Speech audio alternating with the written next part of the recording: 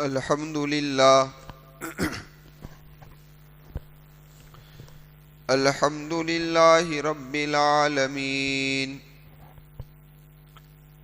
والصلاة والسلام علی سید المرسلین وعلی آلہ واصحابہ اجمعین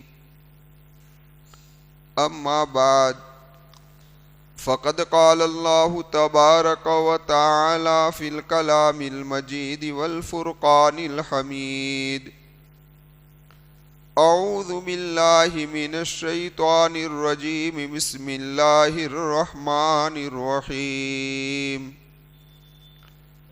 اتل ما اوحی الیک من الکتاب واقم الصلاة ان الصلاة تنہی عن الفحشاء والمنکر ولذکر اللہ اکبر واللہ یعلم ما تصنعون صدق اللہ العظیم۔ معزز سامعین کرام اور پردہ نشین خواتین، ہمارا عنوان چل رہا ہے کہ ہماری نماز آقائے مکی و مدنی محمد رسول اللہ صلی اللہ علیہ وسلم کے طریقے پر ہو جائے، یعنی نماز سنت کے مطابق پڑھے۔ اس میں سے آپ حضرات کے سامنے اس سے پہلے والی مجلسوں کے اندر قیام کی اور قرات کی سنتیں عرض کی گئی تھی۔ آج کی اس مجلس کے اندر رکوع کی سنتوں کے متعلق کچھ بات عرض کروں گا۔ اللہ تبارک و تعالی حق بات کہنے کی توفیق عطا فرمائے اور ہم تمام کو نبی کریم صلی اللہ علیہ وسلم کے طریقے کے مطابق رکوع کرنے والا بنائے۔ اور دیکھیے، رکوع کی سب سے پہلی سنت یہ ہے کہ اللہ اکبر کہتا ہوا آدمی رکوع کے اندر جائے۔ یاد رکھیے، اس اللہ اکبر کو تکبیر انتقالیہ کہا جاتا ہے۔ تکبیر انتقالیہ کا مطلب یہ ہے کہ آدمی ایک رکن سے دوسرے رکن کی طرف یا ایک حالت سے دوسری حالت کی طرف جانے کے لیے جو تکبیر کہتا ہے، اللہ اکبر کہتا ہے، اس کو تکبیر انتقالیہ کہا جاتا ہے۔ آپ ذرا دیکھیں کہ ایک رکعت کے اندر 5 مرتبہ یہ تکبیر انتقالیہ کہی جاتی ہے، ایک رکوع میں جاتے وقت اور 4 مرتبہ سجدے میں ہوتی ہے۔ سجدے میں گئے تب کہا، اٹھے تب کہا، واپس گئے تب کہا، واپس اٹھے تب کہا۔ تو یہ 5 مرتبہ جو اللہ اکبر کا کہنا ہے، اس کو تکبیر انتقالیہ کہا جاتا ہے۔ اب ذرا آپ غور کریں کہ اگر 4 رکعت والی نماز ہے تو 20 مرتبہ ہوگی، اور بیچ میں 1 مرتبہ التحیات سے اٹھنے کے موقع پر ہوگی، تو یہ 21 مرتبہ ہوگی 4 رکعت کے اندر۔ 3 رکعت میں 16 مرتبہ ہوگی، 2 رکعت میں 10 مرتبہ ہوگی۔ لیکن جب نماز کو شروع کیا جاتا ہے، اس وقت جو اللہ اکبر کہا جاتا ہے، اس کو تکبیر تحریمہ کہتے ہیں، اور وہ فرض ہے۔ وہ کیا ہے؟ فرض ہے۔ باقی یہ رہی تکبیریں، جس کو تکبیر انتقالیہ 21 ہو، 16 ہو یا 10 ہو، وہ سنت ہے۔ کیا ہے بھائی؟ وہ سنت ہے۔ اگر کسی آدمی نے رکوع جاتے وقت اللہ اکبر نہیں کہا، ایسے ہی جھک گیا، تو نبی کریم صلی اللہ علیہ وسلم کی سنت کو چھوڑنے والا ہوگا، لیکن نماز ہو جائے گی، کیونکہ فرض نہیں ہے۔ سمجھ میں آئی بات؟ سنت ہے۔ تو میں عرض کر رہا تھا آپ سے کہ رکوع میں جانے کی سب سے پہلی سنت، رکوع کی پہلی سنت یہ ہے کہ رکوع میں جاتے وقت آدمی کیا کہے؟ اللہ اکبر کہے۔ الحمدللہ ہم سب کہتے ہیں، لیکن ہمیں معلوم ہے دل کے اندر وہ محبت و عقیدت کہ میں ایک سنت پر عمل کر رہا ہوں، یہ تصور میں نہیں آتا۔ خیر، اب دوسری سنت کیا ہے اسے سن لیجئے۔ رکوع کی دوسری سنت یہ ہے کہ رکوع کے اندر 3 مرتبہ سبحان ربی العظیم کا کہنا۔ یہ کیا ہے؟ یہ 3 کا لفظ بولا ہے اس سے مراد طاق ہے. طاق کا مطلب یہ ہے کہ آپ 3 مرتبہ کا ہے, 5 مرتبہ کا ہے, 7 مرتبہ کا ہے, یہ کیا ہے بھائی؟ سنت ہے. سبحان ربی العظیم کیوں کہا جاتا ہے؟ میرا پروردگار یعنی میرا بڑے مرتبہ والا پروردگار پاک ہے. سمجھ میں آئی بات؟ ہاں, یہ تسبیح ہے اس کے اندر. آپ ذرا دیکھیں قرآن کریم کی جب یہ آیت کریمہ نازل ہوئی نا, فَسَبِّحْ بِاسْمِ رَبِّكَ الْعَظِيمِ, تو میرے آقا و مولا محمد الرسول اللہ صلی اللہ علیہ وسلم نے فرمایا اسے رکوع کے اندر شامل کر لو. تب سے تسبیح چلی ہے سبحان ربی العظیم. سمجھ میں آئی بات؟ اس لیے فرمایا, علماء لکھتے ہیں کہ فرض نماز میں تو یہی تسبیح بہتر ہے, کیونکہ فرض میں امام کو خاص طور پر تاکید کی جاتی ہے کہ بھئی ایسی نماز پڑھائے کہ جس سے مقتدی پر بوجھ نہ بن جائے. سمجھ میں آئی بات؟ تو فرض نماز میں تو یہ تسبیح ہے. ورنہ عام حالات میں دیکھا جائے تو نبی کریم صلی اللہ علیہ وسلم سے دوسرے اذکار بھی ثابت ہے رکوع کے اندر پڑھنے کے. ایک تسبیح کیا ہے؟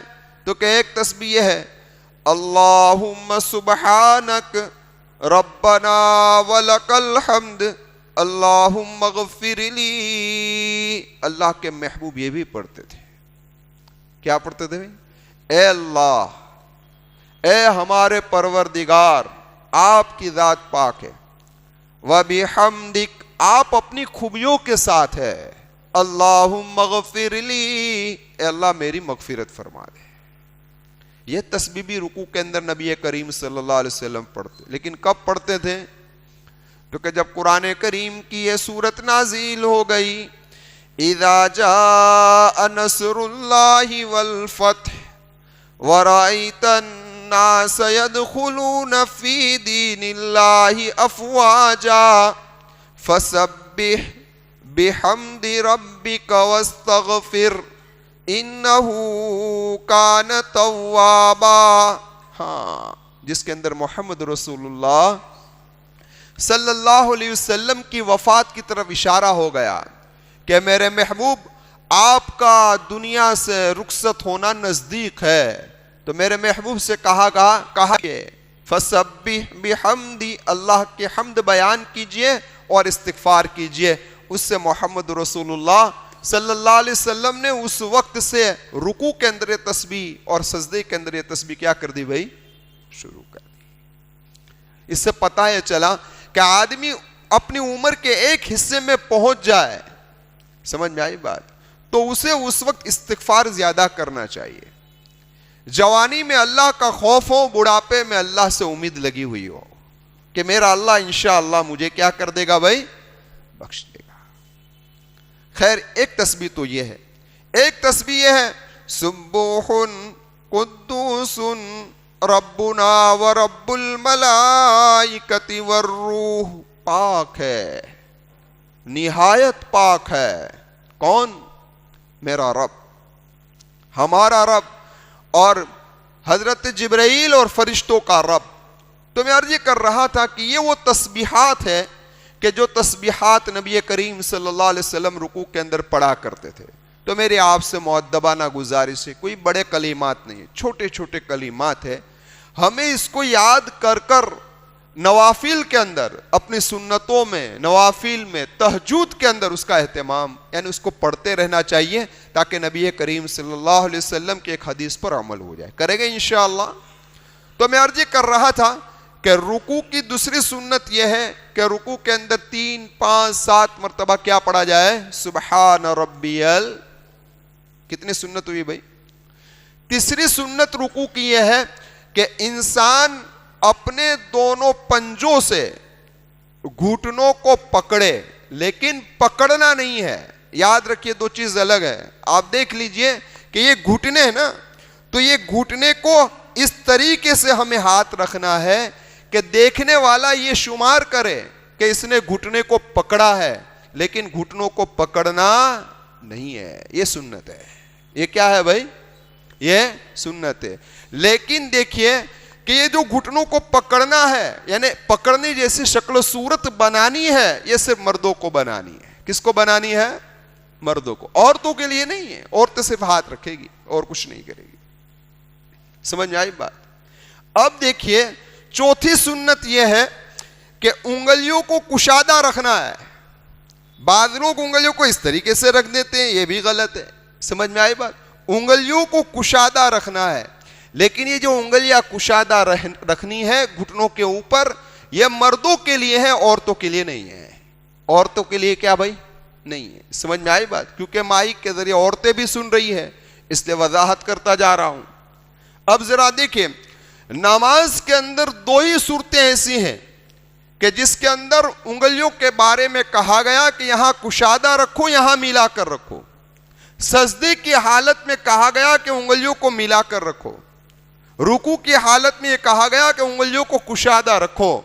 اس کے علاوہ جتنی حالات ہے انگلیوں کے رکھنے کی, چاہے تکبیر تحریمہ کے موقع پر ہو اور ہاتھ بندھا ہوا نہ ہو, اس حالت میں ہو, فرمایا جس سچویشن جس حالت کے اندر تمہاری انگلیاں ہیں اسی طریقے سے انگلیوں کو رکھو.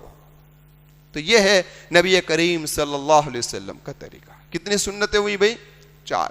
5ویں سنت یہ بیان فرمائی کہ تمہاری جو یہ پنڈلیاں ہیں نا اور رکوع کے اندر سیدھی رہنی چاہیے. کیا؟ لیکن مردوں کے لیے ہے, عورتوں کے لیے نہیں ہے. عورتوں کے آگے کی طرح کم ہوگی, آخر ہوگی, ورنہ ہماری پنڈلیاں جو ہے, اگر رکوع کرنے جاؤں گا تو میں نیچے جاؤں گا, خیر ہماری جو پنڈلیاں ہے وہ بالکل اسٹریٹ رہنی چاہیے. کیا رہنی چاہیے؟ اس طریقے سے جو اسٹریٹ ہے نا, یہ اسٹریٹ رہنی چاہیے.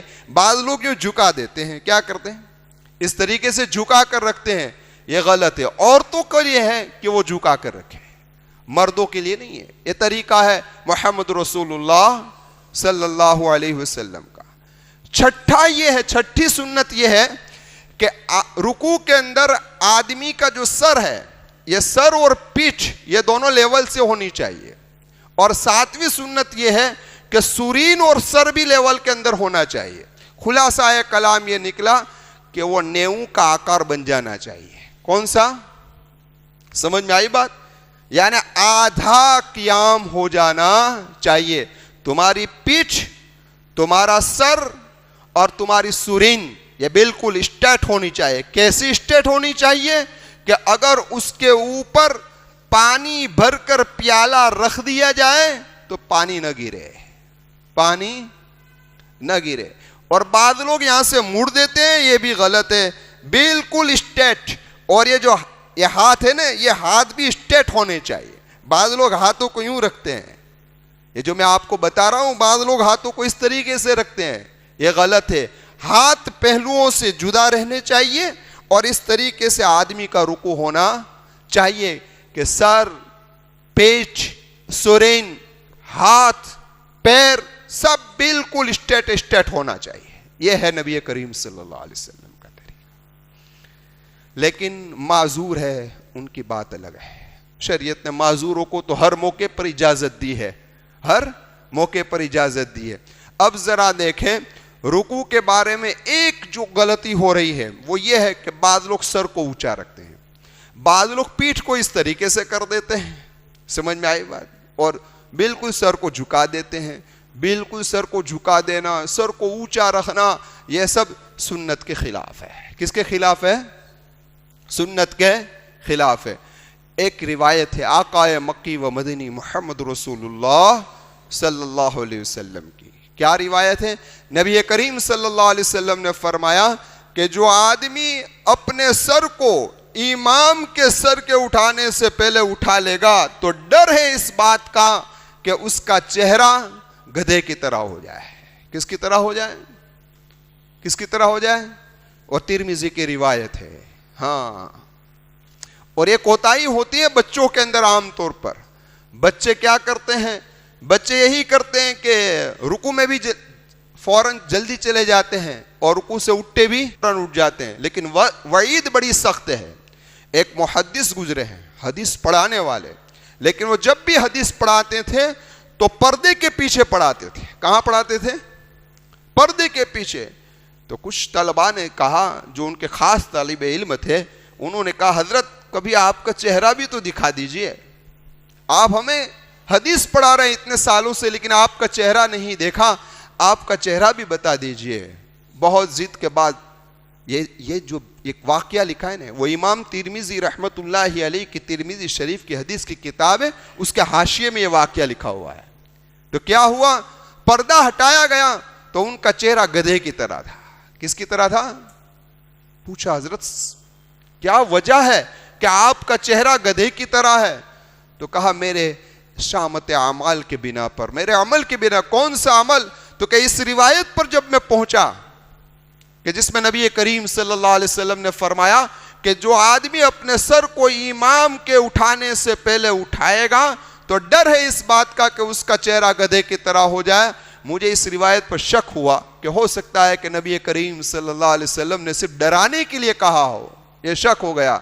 بس تو میں نے ایک مرتبہ جان بوجھ کر امام سے پہلے سر کو اٹھا لیا, تب سے یہ حالت میری ہے, تب سے یہ حالت میری ہے. کیونکہ فرمان محمد صلی اللہ علیہ وسلم ہے. ہمیں نبی کریم صلی اللہ علیہ وسلم کی ہر بات پر پکا یقین ہونا چاہیے, وہ یہی ہمارا ایمان ہے, یہی ہمارا ایمان ہے. اس لیے امام سے بھی یہ تاکید کی جاتی ہے کہ بھئی السلام علیکم میں آپ بہت دیر نہ لگائے, فٹوفٹ السلام علیکم ورحمۃ اللہ, السلام علیکم ورحمۃ اللہ.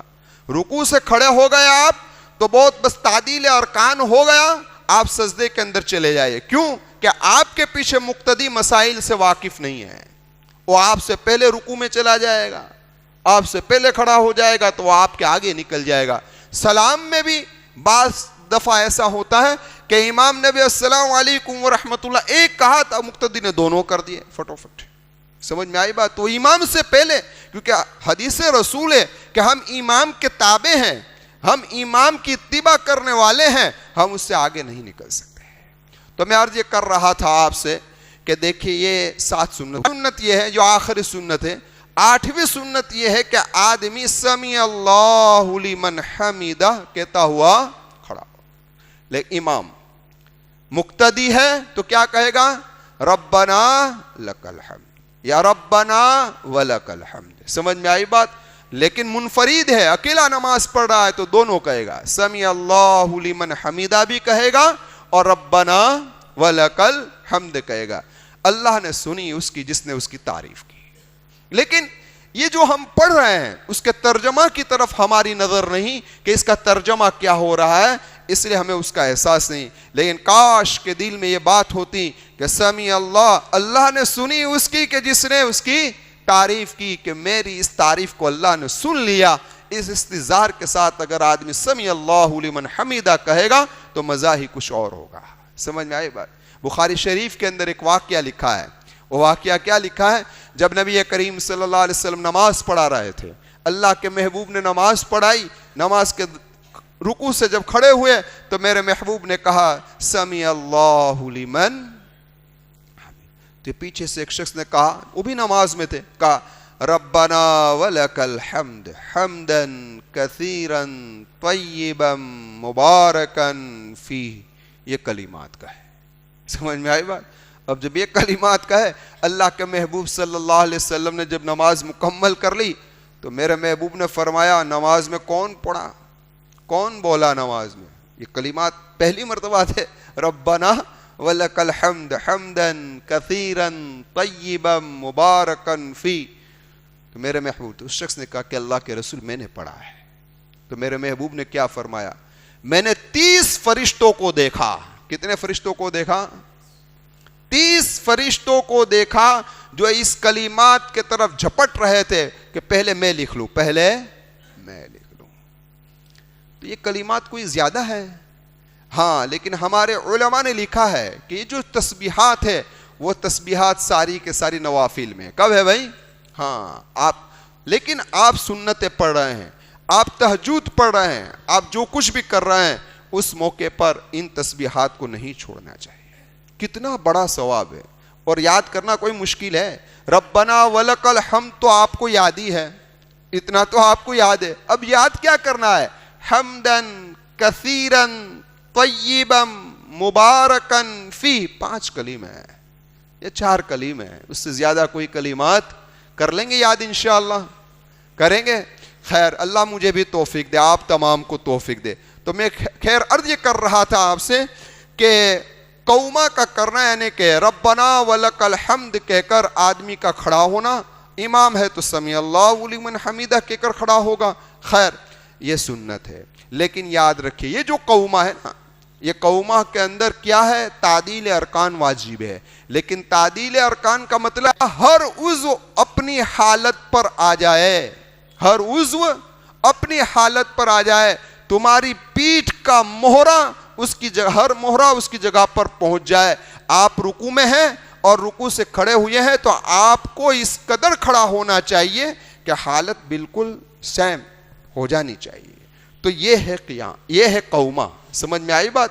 لیکن آدمی صرف کھڑا ہو رہا ہے اس طریقے سے اور جا رہا ہے تو نماز کا خطرہ ہے۔ نماز کا کیا ہے بھائی؟ خطرہ ہے۔ ابھی کھڑا ہوا ہی نہیں، بس رکوع اس طریقے سے ہوا اور جا رہا ہے سجدے کے اندر، بلکہ تمہاری حالت بالکل موافق ہو جائے، اس طریقے سے آپ اطمینان ہو گیا کہ بالکل میرے پیٹھ کا ہر مہرہ اس کی جگہ پر پہنچ گیا ہے، تو اب آپ کو اجازت ہے کہ آپ سجدے کے اندر جا سکتے ہیں۔ تو اس کے اندر ہماری بڑی کوتاہی ہے، بہت کوتاہی، بہت ساروں کی کوتاہی ہے، اس کو سنوارنے کی اور اس کو صحیح کرنے کی ضرورت ہے۔ کتابوں کے اندر، روایتوں کے اندر آتا ہے کہ نبی کریم صلی اللہ علیہ وسلم خاص طور پر کبھی کبھی آپ کا جتنا لمبا رکوع ہوتا اتنا ہی لمبا قوما ہوتا۔ قوما ہے نا کہ رکوع سے کھڑے ہوتے تو اتنی دیر کھڑے رہتے۔ کتاب میں لکھا ہے کہ ایک مرتبہ نبی کریم صلی اللہ علیہ وسلم نے اس قدر رکوع سے کھڑے ہو کر کھڑے رہ گئے کہ ہمیں یہ اندیشہ ہو گیا کہ شاید اللہ کے محبوب صلی اللہ علیہ وسلم بھول گئے۔ بتاؤ کہ کتنا لمبا قوما ہوگا، کتنا لمبا قوما ہوگا۔ علماء نے لکھا ہے کہ جتنا رکوع کے اندر آدمی ٹھہرتا ہے، مثال کے طور پر اس نے رکوع کے اندر 5 مرتبہ پڑھا سبحان ربی العظیم، تو جتنی دیر اس کو رکوع میں لگی ہے اتنا اس کو قوما کرنا چاہیے، اتنا اس کو قوما کرنا چاہیے۔ 3 مرتبہ ٹھہرا ہے، 3 مرتبہ جتنا قوما کر۔ آپ نے رکوع کے اندر بہت ساری تسبیحات پڑھی جیسا کہ روایتوں کے اندر، تو آپ کا قوما بھی اتنا لمبا ہونا چاہیے۔ لیکن یہ ساری چیزیں نوافلوں کے لیے، کس کے لیے ہے بھائی؟ نوافلوں کے لیے۔ فرض امام کو چاہیے کہ شارٹ کٹ، امام کیا کرے گا؟ Short cut. کیوں؟ کہ پیچھے مقتدی ہے، مقتدی پر بوجھ نہ ہے۔ خیر، اب یہ میرا جو یہ معاف فرمائے، ہمارا جو یہ عنوان چل رہا ہے سنت کے مطابق نماز پڑھیے، تو میں یہاں پر بات روک رہتا ہوں کیونکہ آج اعلانات 4-5 ہے۔ انشاءاللہ آئندہ مجلس یا آخری مجلس ہوگی، اس کے اندر انشاءاللہ سجدے کی اور قاعدے کی سنتوں کو لے لوں گا، کیونکہ آپ جانتے ہیں کہ شاید 26 رجب المرجب تو آج ہو گئی ہے، آئندہ جمعہ شعبان کا انشاءاللہ پہلا جمعہ ہوگا۔ اور بس اللہ تبارک و تعالیٰ سے دعا کرے، میں بھی دعا کرتا ہوں اللہ ہم تمام کو رمضان المبارک نصیب فرما دے اور اس کی قدر کرنے کی مجھے اور آپ کو توفیق عطا فرمائے، اور گزشتہ رمضان سے بہتر رمضان گزارنے والا بنائے اعمال کے ساتھ۔ وآخر دعوانا الحمدللہ رب العالمین۔